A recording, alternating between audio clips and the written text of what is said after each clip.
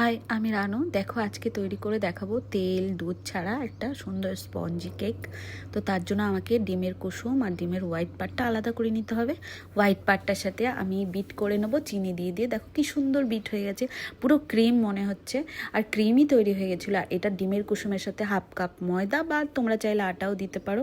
এর মধ্যে আমি কোনো ফুড কালার ইউজ করি না, এখানে ভ্যানিলা এসেন্স আর বেকিং পাউডার বেকিং সোডা আছে। তো এই দুটোকে মিক্স আপ করে তৈরি হয়ে যাবে আমার সুন্দর একটা ব্যাটার। এর মধ্যে কোনো অয়েল নেই, কিন্তু ছেলে যবে থেকে কেক খাওয়া শুরু করেছে আমি তবে থেকেই চেষ্টা করি নিজে হাতে তৈরি করে সব সময় খাওয়ানো। আর তৈরি করার একটা ম্যাজিক আছে, এই যে এয়ার ফ্রায়ার, এটাতে তুমি চাইলে সব রকম খাবার তৈরি করতে পারো। তো খুব সুন্দর তৈরি হয়ে গেছিলো, বাট গরম অবস্থায় দেখাতে পারিনি ক্লিপটা, এটা অনেকটা ফুলে গেছিলো। ভীষণ স্পঞ্জি হয়, চাইলে তোমরাও ঘরে ট্রাই করতে পারো, বাচ্চাদের জন্য বেসিক্যালি। আর যে ক্রিমটা তৈরি করেছিলাম ওর উপর দিয়ে আমি একটুখানি ডেকোরেশন করে নিয়েছিলাম। আর কেকটা তৈরি হয়ে যাওয়ার পর একটা স্টিক ঢুকিয়ে দেখে নিয়েছিলাম হয়ে গেছে নাকি। ভালো লাগলে অবশ্যই একটা লাইক করে দিও। বাই।